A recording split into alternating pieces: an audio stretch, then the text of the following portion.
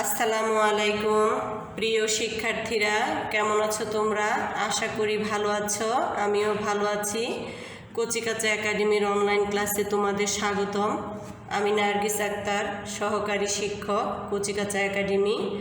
আজ আমি তোমাদের সাথে পঞ্চম শ্রেণীর বাংলাদেশ বিশ্ব পরিচয় বিষয়ের একটি ক্লাস নিয়ে কিছুটা সময় কাটাবো। আজ আমি তোমাদের পড়াবো অধ্যায় 2, পাঠ 2, বাংলায় ব্রিটিশ শাসন। 1757 সাল থেকে 1857 সাল পর্যন্ত 100 বছর এদেশে ইস্ট ইন্ডিয়া কোম্পানির শাসন চলে। ইস্ট ইন্ডিয়া কোম্পানি হচ্ছে ভারত এবং ব্রিটেনের মধ্যে বাণিজ্য পরিচালনা করার জন্য প্রতিষ্ঠিত হয় 1600 সালে, যা ইতিহাসে কোম্পানির শাসন নামে পরিচিত। কোম্পানির প্রথম শাসনকর্তা ছিলেন রবার্ট ক্লাইভ। এই ইস্ট ইন্ডিয়া কোম্পানির প্রথম শাসনকর্তা ছিলেন রবার্ট ক্লাইভ। প্রায় 100 বছর পর 1857 সাল থেকে 57 সালে কোম্পানির নীতি ও শোষণের বিরুদ্ধে সিপাহীদের মধ্যে অসন্তোষ দেখা দেয় এবং বিদ্রোহ করে। 100 বছর এই ইস্ট ইন্ডিয়া কোম্পানি যখন শাসন পরিচালনা করে, তখন তাদের শাসন এবং শোষণের কিছু নেতিবাচক প্রভাব ছিল, যা মানুষের মধ্যে অনেকটাই অসন্তোষ দেখা দেয়। মানুষ কি করে? আন্দোলন এবং বিদ্রোহ করার জন্য প্রস্তুত নেয়। তখন একটি বিদ্রোহ হয়েছিল। এই বিদ্রোহের নাম হয়েছিল কি? সিপাহী বিদ্রোহ, যা হয়েছিল 1857 সালে।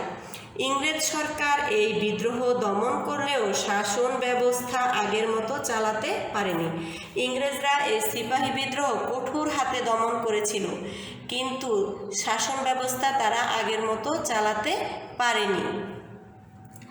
কোম্পানি শাসন রদ করে, মানে কোম্পানির শাসনকে পরিবর্তন করে 1858 সালে বাংলা সহ সমগ্র ভারতের শাসনভার ব্রিটিশ রানী সরাসরি নিজ হাতে তুলে নেয়, যা চলে 1947 সাল পর্যন্ত। এই ব্রিটিশ রানীর হাতে ক্ষমতা চলে যায়, যা 1947 সাল পর্যন্ত ব্রিটিশ রানীর অধীনে থাকে। ব্রিটিশ শাসনের কিছু খারাপ দিক: ভাগ কর শাসন কর নীতির ফলে এদেশের মানুষের মধ্যে ধর্ম, বর্ণ ও অঞ্চল ভেদে বিভেদ সৃষ্টি হয়। ভাগ কর শাসন কর নীতিটা ছিল এরকম: নিজেদের মধ্যে স্বার্থ হাসিলের উদ্দেশ্যে একজনকে অন্যজনের বিরুদ্ধে ব্যবহার করত।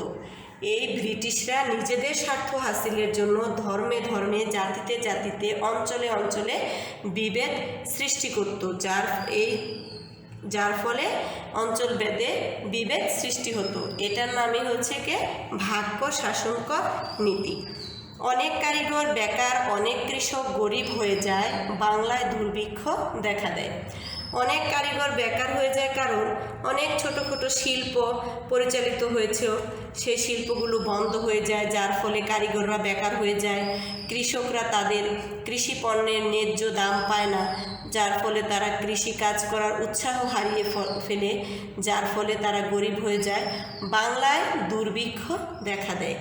এই ভয়াবহ দুর্ভিক্ষ বাংলা সাল ছিল 1176 আর ইংরেজিতে হয়েছিল 1770, যা 76-এর মন্বন্তর নামে পরিচিত ছিল। অল্প সংখ্যক জমিদার অনেক জমির মালিক হন। বাংলায় সংখ্যাগরিষ্ঠ মানুষ গরিব হয়ে যায়। যে সকল জমিদার ইংরেজদের কথা মিলিয়ে, ইংরেজদের কাঁধে কাঁধ মিলিয়ে চলতে পারত, তারাই অনেক জমির মালিক হয়ে যান, অনেক সম্পদের মালিক হন। আর সংখ্যাগরিষ্ঠ মানুষ মানে বেশিরভাগ মানুষই কি? গরিব হয়ে যায়। ব্রিটিশ শাসনের যে শুধু খারাপ দিক ছিল তা না, কিছু ভালো দিকও ছিল। সে ভালো দিকগুলো হলো: নতুন নতুন স্কুল, কলেজ, বিশ্ববিদ্যালয় ও ছাপাখানা প্রতিষ্ঠার ফলে শিক্ষা ব্যবস্থার উন্নতি হয়। নতুন নতুন স্কুল, কলেজ প্রতিষ্ঠা হলে শিক্ষার উন্নয়ন ঘটবে, এটাই তো স্বাভাবিক। সড়কপথ, রেলপথ উন্নয়ন এবং টেলিগ্রাফ প্রচলনের ফলে যোগাযোগ ব্যবস্থার বিশেষ উন্নতি হয়। রাস্তাঘাট নির্মাণ হয়, রেলপথ সৃষ্টি হয়, ফলে কি হয়? যোগাযোগ ব্যবস্থার বিশেষ উন্নতি ঘটে। শিক্ষা ও যোগাযোগ ব্যবস্থার উন্নয়নের ফলে 19 শতকে বাংলায় নবজাগরণ ঘটে। শিক্ষা ব্যবস্থা এবং যোগাযোগ ব্যবস্থার উন্নয়নের ফলে 19 শতকে বাংলায় নবজাগরণ ঘটে। এই সময় সামাজিক সংস্কারক শিক্ষা, সাহিত্য, জ্ঞান বিজ্ঞানে ব্যাপক প্রসার ঘটে। সামাজিকভাবে সাহিত্যে এবং শিক্ষায় জ্ঞানে অনেক পরিবর্তন আসে। এখানে দেখো একটি ছবি দেখা যাচ্ছে। এই ছবিটি হচ্ছে কলকাতার হিন্দু কলেজ। এটি প্রতিষ্ঠিত হয়েছিল 1816 সালে। এটি ব্রিটিশরাই নির্মাণ করেছিল। 1816 সালে প্রতিষ্ঠিত হয়েছিল কলকাতার হিন্দু কলেজ। এই পৃষ্ঠায় দেখো আছে বাংলার ইতিহাসে যাদের ভূমিকা, যেসব ব্যক্তিদের ভূমিকা, যেমন মীর জাফর, মীর কাসেম, রবার্ট ক্লাইভ, রাজা রামমোহন রায়। মীর জাফর, আমরা সবাই জানি মীর জাফর ছিলেন নবাব সিরাজউদ্দৌলার প্রধান সেনাপতি। আর এই মীর জাফরের বিশ্বাসঘাতকতার কারণেই নবাব সিরাজউদ্দৌলা পরাজিত হয়েছিলেন। মীর কাসেম, মীর কাসেম ছিলেন একজন স্বাধীনচেতা নবাব। মীর জাফরের যখন ক্ষমতা নিয়েছিল তখন মীর জাফরকে ক্ষমতা থেকে সরিয়ে মীর কাসেমকে ক্ষমতায় বসানো হয়েছিল। মীর কাসেমকে ইংরেজদের জামাতাও বলা হতো। ইংরেজদের সাথে মীর কাসেমের একটি যুদ্ধ হয়েছিল, যে যুদ্ধের নাম হয়েছিল বক্সারের যুদ্ধ। রবার্ট ক্লাইভ, রবার্ট ক্লাইভ ছিলেন ইস্ট ইন্ডিয়া কোম্পানির প্রথম শাসনকর্তা। এই রবার্ট ক্লাইভ দ্বৈত শাসনের জন্য বিশেষভাবে উল্লেখযোগ্য ছিল। উপমহাদেশীয় ভারতীয় উপমহাদেশে দ্বৈত শাসনের জন্য বিশেষভাবে রবার্ট ক্লাইভের নামটা বিশেষভাবে উল্লেখযোগ্য। রাজা রামমোহন রায়, রাজা রামমোহন রায় 19 শতকে যাদের হাত ধরে বাংলায় নবজাগরণ ঘটে তাদের অন্যতম ছিলেন রাজা রামমোহন রায়। তিনি তৎকালীন রাজনীতি, জনপ্রশাসন, ধর্মীয় এবং শিক্ষাক্ষেত্রে উল্লেখযোগ্য প্রভাব বিস্তার করেন। তিনি সবচেয়ে বেশি বিখ্যাত হন সতীদাহ প্রথা বিলুপ্তির প্রচেষ্টার জন্য। রাজা রামমোহন রায় এছাড়াও ব্রাহ্মণ সমাজ প্রতিষ্ঠা করেন। সতীদাহ প্রথাটা হচ্ছে কোনো হিন্দু সমাজে স্বামী স্ত্রীর আগে যদি স্বামী মারা যায় তাহলে স্বামীকে যে চিতায় পুড়িয়ে মারা হতো, স্ত্রীকেও জীবন্ত অবস্থায় সেই চিতায় হাত পা বেঁধে স্বামীর সাথে পুড়িয়ে মারা হতো। এত বড় একটা অমানবিক কাজের সংস্কার করেছে, প্রথার সংস্কার করেছেন এই রাজা রামমোহন রায়। তারপরে এখানে দেখো ব্রিটিশদের ভাগকর শাসনকর নীতির ফলে কি হয়েছিল, যা আমরা এখানে পড়েছি। এখানে কিছু ছবি দেখা যাচ্ছে, দেখো রাজা রামমোহন রায়, ঈশ্বরচন্দ্র বিদ্যাসাগর, নবাব আব্দুল লতিফ, সৈয়দ আমির আলী। নবাব আব্দুল লতিফ, ঈশ্বরচন্দ্র বিদ্যাসাগর। দেখো ঈশ্বরচন্দ্র বিদ্যাসাগর সম্পর্কে আমরা জানব। তিনি ছিলেন কি সাংস্কৃতিক, ভাষা এবং সাহিত্যে অগাধ পণ্ডিতের জন্য যাকে বিদ্যাসাগর উপাধি দেওয়া হয়েছিল তিনি হচ্ছেন কে? ঈশ্বরচন্দ্র বিদ্যাসাগর। তার পুরো নাম হচ্ছে ঈশ্বরচন্দ্র বন্দ্যোপাধ্যায়। ঈশ্বরচন্দ্র বন্দ্যোপাধ্যায়।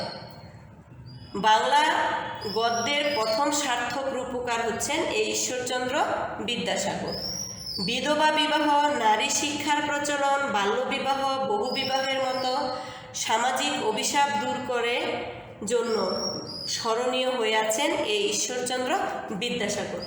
বিধবা বিবাহ, বহুবিবাহ, বাল্যবিবাহ, নারী শিক্ষা এসবের জন্য তিনি আন্দোলন করেছিলেন।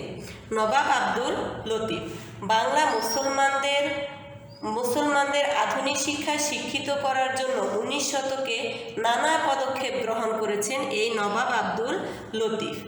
তিনি একটি সোসাইটি প্রতিষ্ঠা করেছিলেন যার নাম ছিল মোহামেডান লিটারারি সোসাইটি। এই প্রতিষ্ঠাতা হচ্ছেন নবাব আব্দুল লতিফ। সৈয়দ আমির আলী ভারতীয় মুসলিম আইনজীবী, যিনি কলকাতা হাইকোর্টের প্রথম মুসলিম বিচারপতি ছিলেন এই সৈয়দ আমির আলী। তিনি দুটি বিখ্যাত গ্রন্থ লিখেছিলেন যার নাম হয়েছে the spirit of the Islam ও a short history of the sciences. এই দুটি গ্রন্থ লিখেছেন সৈয়দ আমির আলী। এই পাঠে আমরা কিছু বড় প্রশ্ন দেখেছি। বড় প্রশ্নগুলো কি আমি তোমাদের বাড়ির কাজ দিব। ব্রিটিশ শাসনের 3টি খারাপ দিক ও 3টি ভালো দিক। বাংলার ইতিহাসে রাজা রামমোহন রায় এর ভূমিকা আলোচনা করো। এখানে অন্য নামও থাকতে পারে, যেমন রবার্ট ক্লাইভ, তারপরে আছে মীর কাসিম, মীর জাফর। নবজাগরণে ঈশ্বরচন্দ্র বিদ্যাসাগরের ভূমিকা আলোচনা করো। নবজাগরণে ঈশ্বরচন্দ্র বিদ্যাসাগরের স্থানে নবাব আব্দুল লতিফ, তারপর হচ্ছে সৈয়দ আমির আলী, এদের নামও থাকতে পারে। তাহলে আমরা কি করব, এই প্রশ্নগুলো বাসায় শিখে নেব। দেখা হবে অন্য কোনো ক্লাসে। সেই পর্যন্ত সবাই ভালো থাকবে, সুস্থ থাকবে এই কামনায়। আল্লাহ হাফেজ।